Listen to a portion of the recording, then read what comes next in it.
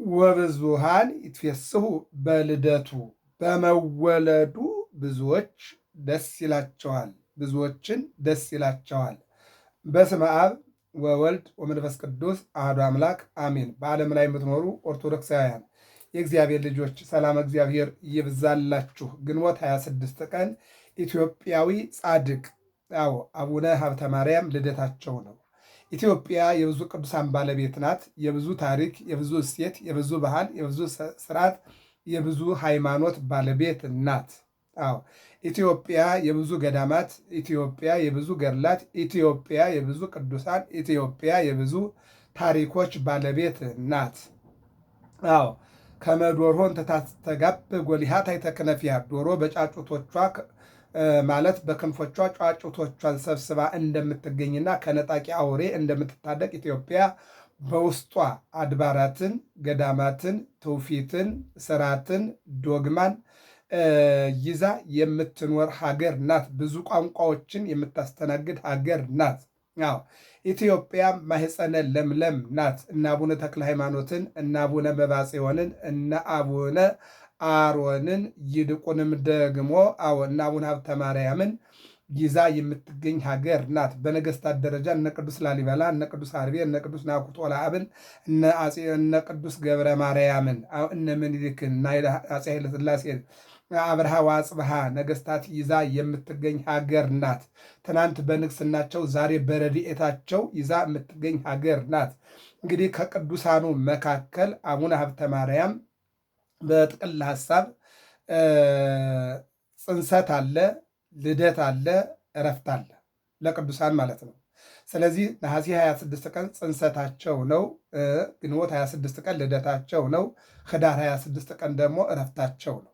እነዚህ ጻድቅ ኢትዮጵያዊ ናቸው። 15 መቅሰፍታት የተሰጧቸውና ይልቁንም ደግሞ እነሆ በገድላቸው፣ በጸበላቸው፣ በእምነታቸው የኢትዮጵያን ሕዝብ ያማለዱ ይልቁንም ኮረና በመጣ ጊዜ ትዝ ይለናል አይደለም ለኢትዮጵያ የነጩን ቤተ መንግስት ኢትዮጵያ ያሉ ጻድቅ የአቡነ ሀብተ ማርያም ገድልና ዕጣን ማይጠንት ይምጣና እነሆ ከዚህ ቀሳፊ በሽታ ራሳችንን እናድን ብለው በዚህ ጻድቅ ያልተማመነ የለም። ኢትዮጵያም እንደተደገሰላት ሳጥን አይደለም። በምህላው፣ በጸሎቱ፣ በገድላቱ፣ በቅዱሳን ታሪክና የድንግል ማርያም የአስራት ሀገር ከመሆኗ የተነሳ ከመጣው መከራ ድናለች ማለት ነው። ስለዚህ ኢትዮጵያ ከምትመካባቸው ቅዱሳን መካከል ወይም ጻድቃን መካከል አንዱ ጻድቅ አቡነ ሀብተ ማርያም ናቸው።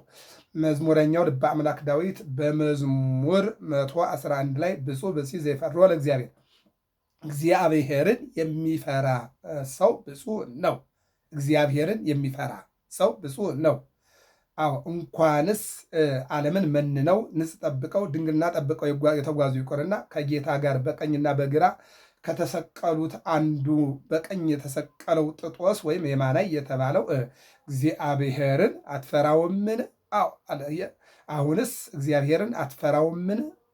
በመከራ ጊዜ ማለት ነው። በሞትና በሕይወት ጊዜ ማለት ነው። ስለዚህ በመከራ ጊዜ እንኳን የማይፈሩ ሰዎች ባሉባት ዓለም ላይ እግዚአብሔርን ፈርተው ይልቁንም እነሆ ቀዳሚሃ ለጥበብ ፈሪሃ እግዚአብሔር፣ የጥበብ መጀመሪያ እግዚአብሔርን መፍራት ነው ብለው እግዚአብሔርን በመፍራት የእግዚአብሔርን ሕዝብ በማገልገል ዓለምን በመናቅ ከዓለም ተወልደው ዓለምን የናቁ ከዓለም ተገይተው ለዓለም ያልተንበረከኩ ከዓለም ተገይተው እነሆ የዓለሙን አለባበሱንና አነዋወሩን ጌጡንና ድምቀቱን የጠሉና የናቁ ኢትዮጵያውያን ቅዱሳን ብፁዕ በሲ ዘይፈርዮ ለእግዚአብሔር፣ እግዚአብሔርን የሚፈራ ሰው ብፁዕ ነው። ወይዘይፈቅድ ትእዛዞ ፈድፋደ፣ ይልቁንም ደግሞ ትእዛዙን የሚያደርግ ሰው ብፁዕ ነው ይለናል።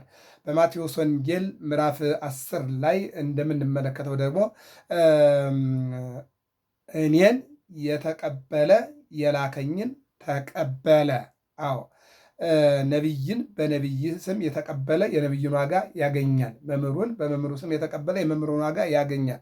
ጻድቁን በጻድቁ ስም የተቀበለ የጻድቁ ሊያገኝ የሚገባውን ዋጋ ያገኛል እያለ ጌታ እራሱ ሰሎሞን ደግሞ ምን ይለናል? አዎ የጻድቅ መታሰቢያ ለበረከት ነው። አያችሁ ሰሎሞን ምን አለ? የጻድቅ መታሰቢያ ለበረከት ነው። ምሳሌ 10:7 ላይ ማለት ነው።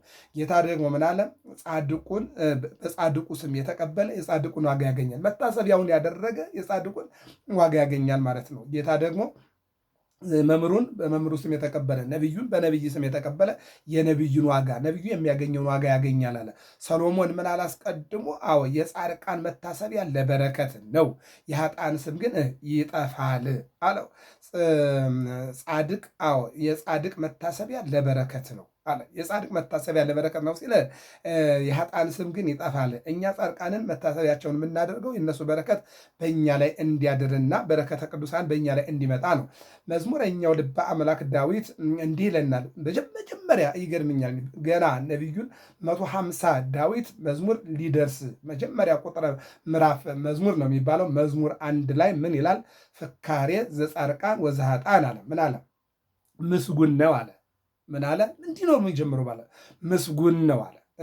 ስራውን ሊያመጣው ነው። ምስጉን ነው ምን የሆነ? በክፎች ምክር ያልሄደ፣ በክፎች ምክር ያልሄደ፣ በሚክዱ፣ በሚሳደቡ፣ በሚሰርቁ፣ በሚገሉ፣ በሚያስገድሉ፣ በሚያሙ፣ በማያሳሙ፣ ሟርተኞች፣ አስጠንቋዮች፣ ጠንቋዮች፣ ገዳዮች፣ በሀብታቸው፣ በስልጣናቸው፣ በንብረታቸው በሚመኩ ሰዎች ምክር ያልሄደ አዎ ምስጉን ነው አለ። ዋጋውን አስቀድሞ አስቀመጠ። ምስጉን ነው አለ። ምን ያለ? በክፉዎች ምክር ያልሄደ።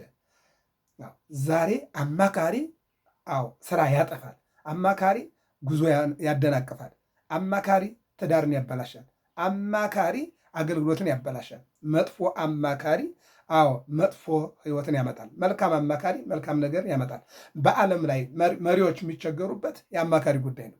መጥፎ አማካሪ አዎ ንግስናን ያጠፋል። ሮብዓም የተባለ የዳዊት ልጅ ዳዊት የሰሎሞን ቤተሰብ ማለት ነው። ሮብዓም ምንድን ነው? ሽማግሌዎችን ሰብስቦ አባትህ ጨቁኖናል፣ በድሎናል፣ አንተ ግን ቀንበራችን ካቀለልክልን እንገዛልሃለን። ነገር ግን አባትህ የጫነብንን ያስቀመጠብንን ቀንበር አቅልልን፣ ካቀለልክልን እንገዛልሃለን ብለው ይጠይቁታል። ይህንን ለወጣቶች ጠራና ወጣቶችን ደግሞ ጠየቀ። ወጣቶች ደግሞ ምናሉ? እንዴ አባቴ በልምጭ ከገረፋችሁ እኔ በጊንጥ ገርፋችኋለሁ በልና አስፈራራችኋል። የአረጋውያኑን ምክር ቢሰማ ኑሮ አባትህ ቀንበር አከብዶብናልና አቅልልን፣ አንተም ለእኛ ለሕዝብ ፍቅር ስጥ፣ እኛም ለአንተ እንገዛላለን ሲሉት የሽማግሌዎቹን የአረጋውያኑን ምክር ቢሰማ ኑሮ የሮብዓም መንግስት ከሶስት አይከፈልም ነበረ። ነገር ግን የወጣቶችን ምክር ሰማና አባቴ በልምጭ ከገረፋችሁ በአለንጋ ከገረፋችሁ እኔ በጊንጥ በእባብ ገርፋችኋለሁ አላቸው። የአባቴ እጣት እነሆ ልብ አድርጎ አለ። እነሆ እኔ የአባቴን እጣት ወይም ደግሞ አባቴ ወደ እናንተ የዘረጋትን እጣት መመልስ አይደለሁኝም። በቃ ዋ ብሎ ገዝቷችሁ ከሆነ እኔ ደግሞ አለሁ እኖራለሁ ብዬ እያስፈራራሁ እገዛችኋለሁ እያለ ንግስናውን ሲያበላሽ እናየዋለን። እና መጥፎ አማካሪ አዎ መንገድ ያበላሻል፣ ንግስና ያበላሻል፣ ትዳር ያበላሻል፣ ሃይማኖት ያበላሻል። መልካም አማካሪ ደግሞ መልካም ነው። ልበ አምላክ ዳዊት ለዚህ ነው ዘምስለ ጠዋይ ትጠውይ ወምስለ ህሩይ ህሩይ ትከውን። ከክፉ ጋር ክፉ ትሆናለህ፣ ከመልካም ጋር መልካም ትሆናለህ። ማንነትን እንድነግርህ ጓደኛህን ንገረኝ። ጓደኛ መጥፎውን አመል ያለብሳልና ይልቁንም መልካሙን አመል ወደ መጥፎ፣ መልካሙን ህይወት ወደ መጥፎ፣ መልካሙን ጉዞ ወደ ክፉነት ይለውጣልና ማንነትህን እንድነግርህ አብሮ ያለውን ጓደኛ ንገረኝ። ለምን ከተባለ መጥፎ ጓደኛ ባህሪ ስለሚለውጥ፣ መልካም ጓደኛ ደግሞ ባህሪን ስለሚያስተካክል ማለት ነው። እና ምስጉን ነው አለ። ምን ያለ? በክፉዎች ምክር ያልሄደ፣ በኃጢአተኞች መንገድ ያልቆመ። በኃጢአተኛ መንገድ ኤርምያስ ምን ይላል? መንገድ ላይ ቁሙ፣ እውነተኛዋን መንገድ ተመልከቱ፣ ያች ቀጭን ናት፣ በዚያ ስትሄዱ ለስጋችሁም ለነፍሳችሁም እረፍት ታገኛላችሁ። በሰፊ መንገድ ግን እንዳትሄዱ። አዎ በሰፊ መንገድ የሚሄዱት ሁሉ አጭር ነው መንገዳቸው፣ የትም አይደርሱም ይላል። ለዚህ ነው እስመ መቃን ወጣዋይ መሐራ፣ እነሆ መንገዷ ጠባብ ናት፣ ጻድቃን ይሐውርውን፣ ጻድቃን ይጓዙባታል፣ ጠባብ ብትሆን፣ ኃጥአን ይስእንውን፣ ኃጥአን ግን ለመጓዝ ይቸገራሉ፣ ጠባብ ስለሆነች። አያችሁ ኦርቶዶክስ ጾም አለ። አሁን ዛሬ ሐዋርያት ጾም ነው። ሐዋርያት ነው። ጾም አለ፣ ጸሎት አለ፣ ስግደት አለ፣ ምጽዋት አለ፣ ማካፈል አለ፣ መቁረስ አለ፣ ማብላት አለ፣ ማጠጣት አለ፣ የታሰረ መጠየቅ አለ፣ የሞተ መቅበር አለ፣ የተጣላ ማስታረቅ አለ፣ ጾም አለ። ጾም ማለት መተውና መከልከል ማለት ነው። ከተለያዩ ነገሮች እንከለከላለን። ይቺ መንገድ ጠባብ ናት። በዚህ መንገድ ኃጥአን ለመጓዝ ይከብዳቸዋል፣ መጓዝ አይችሉም። ጻድቃን ይሃውርዎን፣ ጻድቃን ግን ይሄዳሉ። ኃጥአን ይስንዎን፣ ኃጥአን ግን ይሳናቸዋል። ዘእንበለ ትብጻሕ ግብተ አሰኒው ፍኖተ፣ መንገዳችሁን አሳምሩ። መድኃኒተ ቤዛዊተ ወቅድስተ፣ እነሆ መጥፎ ጊዜ ሳይመጣ መንገዳችሁን አሳምሩ። ይልቁን የአምላክን እናት ወላዲተ አምላክን ተመልከቱ ይለናል መጽሐፍ ቅዱስ ማለት ነው። በኃጢአተኞች መንገድ ያልቆመ ይላል። በዋዘኞች ወንበር ያልተቀመጠ። ዛሬው በሃይማኖት ዋዘኛ፣ በሀገር ዋዘኛ፣ በማህበረሰብ ዋዘኛው ይበልጣል። ይገርመኛል። ወንጌል እሰብካለሁ ብሎ ዋዘኛ ታዩታላችሁ። ሃይማኖት አለ ብሎ ዋዘኛ ታዩታላችሁ። በቋንቋ ላይ፣ በሀገሩ ላይ፣ በማህበረሰቡ ላይ፣ በጸበል፣ በመስቀል፣ በእምነት፣ በጽላት፣ በመዝሙር፣ በዝማሬ፣ በአገልግሎት፣ በቁርባን፣ በዚህ ሁሉ ዋዘኛ ሆኖ ፌዘኛ ሆኖ ታገኙታላችሁ። ሰው የሚፈልገውን ያምልክ።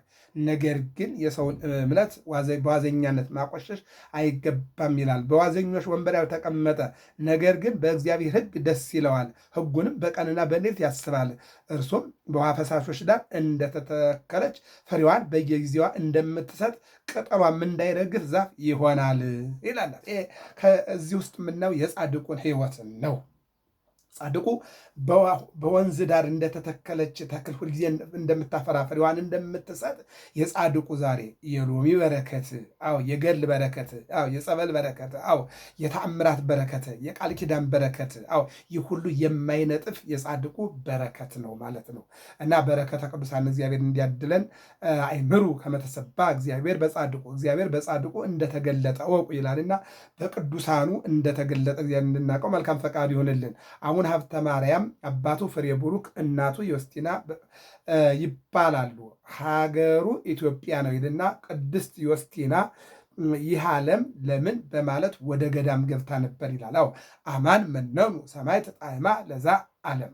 ከወንዶችም ከሴቶችም ዓለምን የናቁ ንጽሕ የጠበቁ እነሆ ገዳማትን ወደውና ፈቅደው በየአድባራቱ በየገዳማቱ የተንከራተቱ ብዙዎች ናቸው። ከሴቶችም አሉ፣ ከአባቶችም አሉ፣ ከሴቶች ወጣቶች፣ ከወንዶች ወጣቶች ገና በልጅነታቸው ዓለምን ንቀው የተጓዙ ብዙዎች አሉ። ቅድስት ዮስቲና ይህ ዓለም ለምን በማለት ወደ ገዳም ገብታ ነበር ይላል። ምን ሰምታ ነው? ዓለሙን ኃላፊ ንብረቱን ኃላፊ እስመ ኩሉ ኃላፊ ውእቱ። ዓለሙም ኃላፊ ነው፣ ንብረቱም ኃላፊ ነው።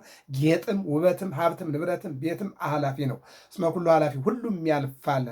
ሰማይ ወምድር ያልፍ ወቃል የሰይ ያልፍ፣ ሰማይና ምድር ያልፋል ቃል ግን አያልፈም ብሏልና ጌታ የማያልፈውን ዘላለማዊ ቃል እየተማርኩና እየጸለይኩ በገዳም እኖራለሁ ብላ ወደ ገዳም ሄደች ነው የሚለው። ነገር ግን አንድ ባህታዊ ደግ ሰው ገድሉ ትሩፋቱ በዓለም የሚነገር በአጸደ ሥጋ በአጸደ ነፍስ የሚያማልድ እንደ መላእክት ክንፈ ጸጋ የሚሰጠው ልጅ ትወልጃለሽ፣ ወደ ባልሽ ተመለሽ በማለት ነገራት ይላል።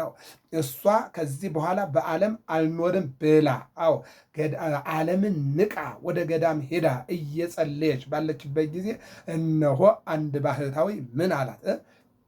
የሚገርም ነው። እነ ቅዱስ አባ ተክለ ሃይማኖት እንዲሁም እነ አቡነ አሮን እንዲሁም እነ አቡነ መባጽዮን እንደዚሁ ዮሐንስ መጥምቅን የሉቃስ ወንጌል ምዕራፍ 1 ቁጥር 6 ላይ ምንድን ነው ያለው መልአኩ? በመወለዱ ብዙዎች ደስ ይላቸዋል።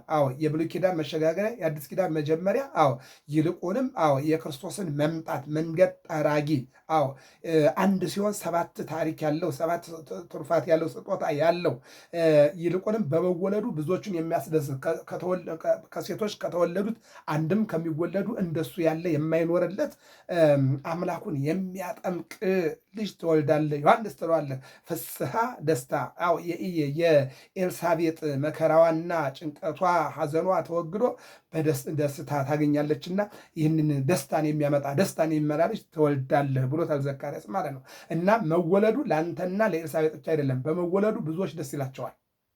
ብዙዎችን ከአሕዛብ እያመጣ ወደ ቤተ እግዚአብሔር ያስገባል። ካለማወቅ ወደ ማወቅ፣ ከጨለማ ወደ ብርሃን እያመጣ ይልቁንም ለአሕዛብ እነሆ በዓለም ላይ ላሉ ለአይሁዳውያን እነሱን በኃይልም እየሰበከ እውቀትንም እያሳወቀ ንጽሕ እያስጠበቀ የንስሐ ጥምቀት እያጠመቀ የንስሐ ትምህርት እያስተማረ ወደ በረት የሚያስገባ መልካም ልጅ ትወልዳላችሁ ብሎ ነገራቸው ነው የሚለው። ማን ነው? ካህኑ ዘካርያስ በቤተ መቅደስ ተራው ሆኖ እያጠነ ባለበት ሰዓት የእግዚአብሔር መልአክ ወደ ካህኑ ገብቶ ይህንን ነገረው። አዎ እነሆ ለዘካርያስ በቤተ መቅደስ፣ ለኤልሳቤጥ ደግሞ በሴቶች መቋሚያ። በነገራችን ላይ ዘካርያስ በቤተ መቅደሱ ነው ጸሎት ሲያቀርብና ማዕጠንት ሲያቀርብ ሲያጥንና ሁሉን ቃለ እግዚአብሔር ሲያቀርብ፣ እሷ ደግሞ በሴቶች መቋሚያ ሆና ጆሮዋ አንደበቷ ሆኖ ታዳምጠው ነበረ። በእኛ ዘመን የአገልጋዮች የሚቀርቡ ሰዎች አውቀዋለሁ እሱ እንዲህ ነው የሚል ነገር ሊኖር ይችላል። ወዳጅ ስለምታውቀው በማወቅና በመተዋወቅ የእግዚአብሔር ቃል እንግዳ ነው። ቅዱስ ጳውሎስ ምን ብሏል ለጢሞቴዎስ? ትናንት ማንነትህን የሚያውቁ ሰዎች የምናውቀው አይደል እንዴ መቼ ተማረ መቼ አወቀ እያሉ አገልግሎትን እንቅፋት ሊሆኑ ቢፈልጉ አንተ ግን ዝም አትበል፣ ተናገር። ይስሙ አይስሙ የእነሱ ጉዳይ ነው፣ አንተ ግን ተናገር ይላል። ስለዚህ በዚህ ውስጥ ላይ ብዙ የሚዘገዩ ሰዎች አሉና ኤልሳቤጥ ግን አንድ ቀን የእሱ ተራ ነው አልሄድም፣ የከሌ ተራ ነው እሄዳለሁ ብላ አታውቅም። ሁልጊዜም ቢሆን የእግዚአብሔርን ሀሳብ እየሄደች ትሰማ ነበረ። አሁን በዚህን ቀን ግን መልአኩ ምን አለ?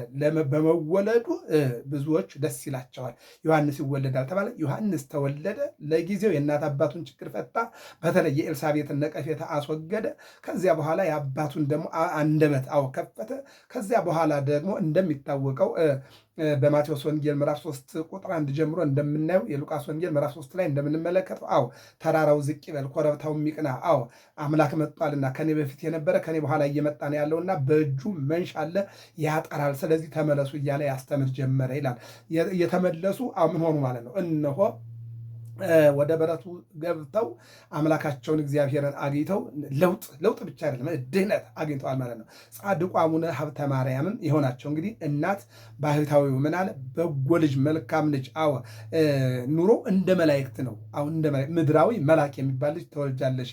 በመወለዱ ደግሞ ለኢትዮጵያውያን በመወለዱ ደግሞ ለዓለም በጎና ድንቅ የሆነ ልጅ ተወልጃለሽ። ወደ ቤትሽ ተመለሽ፣ ወደ ባልሽ አንቺ እነሆ ወደ ገዳም ገብተሽ እንድትኖር እግዚአብሔር አልፈቀደም። ከአንቺ ማህፀን በጎ ልጅ ደግ ልጅ እግዚአብሔር አለው አላት ይላል። ተመልሳ አቡነ ሀብተ ማርያም ነሐሴ 26 ቀን ጸንሳ ግንቦት 26 ቀን ወለደችው።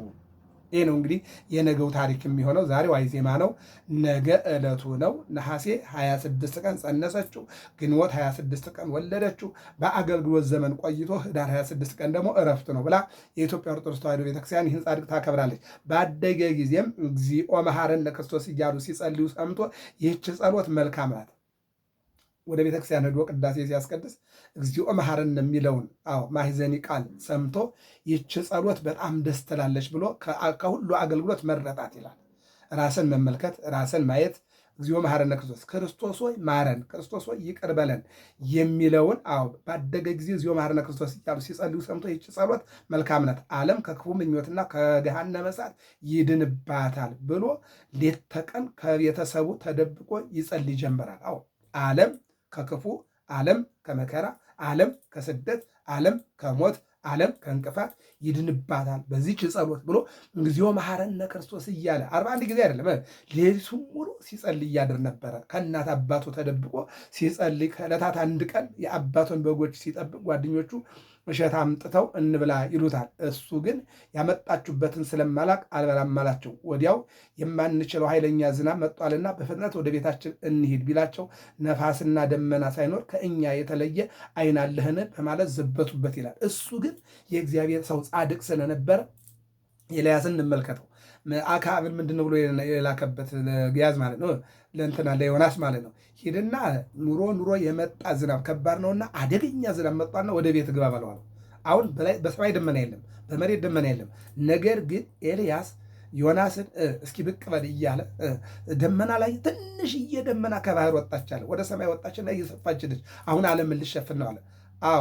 ታናሽ ደመና የተባለች አንቲ ዘባማን ደመና እንታስተዳይ ኪለን ማየ ዝናብ እነሆ ታናሽ ደመና የተባለች ድንግል ማርያም ናት። ዝናም የተባለ ደግሞ አማናዊ ደመና መድኃኒዓለም ነው። ለጊዜው ኤልያስ ያመጣው ዝናብ እስራኤልን እዚያ ጋር ከሞት ወደ ሕይወት ከረሃብ ወደ መግቦት መልሷል። ያ የመጣው ዝናብ ማለት ነው። ፍጻሜው ግን ታናሽ ደመና የተባለች እመቤታችን፣ እንደገና ደግሞ አማናዊ ዝናብ የተባለ መድኃኔዓለም ይህን ተመልክቷል ማለት ነው። አሁን ይህ ጻድቅ እነሆ ይህም ቢነግራቸው አልሰማው አሉ። እሱ ግን እሱ በጎቹን ነርቶ ወደ ቤቱ ገባ። በሌላው ቀን አንድ ኃይለኛ ሰው በትሩን ይቀማዋል። አቡነ ሀብተ ማርያም ኃይል የለኝም ስጠኝ ቢለው የማይሰጠው ሆነ። ያም ሰው ወዲያው በአየር ላይ ተንጠልጥሎ አውርደኝ እያለ ይጮህ ጀመር። ይሄ በሁለት ሁልጊዜ የምናከብራቸው አባቶች ታዲዮስና ጴጥሮስ አሉ። ወደ ጰራግሞ ተልከው ሊያስተምሩ ሲገቡ ሰዎች ምን አደረጉ? አንዲት ብላቴና በመልኳ በውበቷ በድምግባቷ እንድትስባቸው ሲልኩ በጸሎት በነፋስና በሰማይና በምድር መካከል ወጠሯት፣ እንደ ሸረሪት ማለት ነው። አምላከ ቅዱስ ጴጥሮስ ታዲዮስ ማረኝ፣ ይቅር በለኝ እግዚአብሔር ሆይ እኔ አላውቅም ሕዝቡ ነው ይህን ያደረገ ብላ ስትጮህ እንደገና እስመ ጸሎተ ጻድቅ ትድህን፣ እስመ በጸሎተ ጻድቅ ትድህን ወይ ትማስን ሀገር፣ በጻድቅ ጸሎት ሀገር ትድናለችና ያቺ ልትሞት የነበረች ወጣት እንደገና ወርዳለች ማለት ነው። አሁንም ያደረገው ይህንን ነው። ምናለው በትሩ መሰደበት መልስልኛል አልመልስም ማለት በዚህ ጊዜ በነፋስ አውታር ወጠረው ማለት ነው። ይሄ ለቅዱሳን እግዚአብሔር የሰጠው ታሪክ ነው ማለት ነው። ጌታችን መድኃኒታችን ኢየሱስ ክርስቶስ የሰጠው ታሪክ አለ። ወዲያውኑ በአየር ላይ ተንጠልጥሎ አውርደኝ እያለ ይጮህ ጀመር። እሱም የሰቀለህ አምላክ ያውርድህ እንጂ እያለ ዝም አለው። የሰቀለህ ያውርድህ፣ ማን እንደሰቀለህ እመን አለው። ወዲያው መምህር ሄዶ ትምህርተ ቤተ ክርስቲያንን ከተማረ በኋላ ስለ አድባር ወደ ተባለ ገዳም ገብቶ በአባ መልከ ጼዴቅ እጅ ሥርዓተ ምንኩስናን ተቀብሎ በገድል በትሩፋት ጸንቶ ዘወትር 4 ወንጌላትን ማቴዎስ፣ ማርቆስ፣ ሉቃስ፣ ዮሐንስን እያነበበ ይኖር ነበር። በነገራችን ላይ ቅድስት ክርስቶስ ሰምራ በቤቷ አንድ ታምር አየች። በቤቴ ሁኜ ታምር ካየሁኝማ በገዳም እጄ ስንት ታምራ ያለው አለችና ገዳም ሄዳ መነነሽ ይለናል አይደል? አሁን አቡነ ሀብተ ማርያም እረኛ ሁኜ በግ እየጠበኩኝ ይህን ያክል ታምር ካየሁኝ ገዳምማ ብሄድ ከዚህ የበለጠ ስራ ደውሎ እግዚኦ መሐረነ ክርስቶስ ያንደበቱ የአፍ መፍጫ ቋንቋ ነው። እንደገና 4 ወንጌል ማቴዎስ፣ ማርቆስ፣ ሉቃስ፣ ዮሐንስን ደግሞ እያነበበ ወደ ገዳም ገባ። በገዳም ገብቶ በምናኔ እግዚአብሔርን አመሰገነ፣ ሕዝበ እግዚአብሔርን አስታረቀ ይለናል። ወደ መጨረሻው ሲሄድ ግን እግዚአብሔር ወይ ቤሮ እግዚአብሔርም ለአቡነ ሀብተ ማርያምን ሰማይኩ ጸሎተከ ወስእለተከ አቡነ ሀብተ ማርያምን እንዲህ አለው። ብዙ ዘመን አገልግሎ ብዙ ዘመን አስተምሮ ወጥቶ ወርዶ ወደ መጨረሻው ላይ ሲሄድ ግን ጸሎትህን ሰማው፣ ስደትህን ሰማው። እነሆ አንተ የምትጠይቀኝን ነገር ሁሉ አደርግልሃለሁ ብሎ የጠየቀውን ቃል ኪዳን በሙሉ በሎሚ በእምነት በገድል በትሩፋት በመታሰቢያው ቀን በ26 መታሰቢያው ባለበት ቦታ ላይ ለጸለዩ ለለመኑ 15ቱ መቅሰፍታት እያንዳንዱ 7 ታሪክ ያለው ነው። ይህን አደርግልሃለሁ አለው ይለናል። ወብዙሃን ይትፈስሑ በልደቱ ብዙዎቹ ደስ ይሰኛሉ። ግንቦት 26 ቀን የአቡነ ሀብተ ማርያም ኢትዮጵያዊ ጻድቅ የልደት ቀናቸው ነውና የጻድቁ በረከት በሕይወታችን ላይ እንዲያድርብን የእግዚአብሔር አምላካችን መልካም ፈቃዱ ይሆንልን። ገብረ መስቀል ሚዲያ ነው። ሰብስክራይብ፣ ላይክ፣ ሸር አድርጉ። ሰላም እግዚአብሔር ከሁላችን ጋር ይሁን።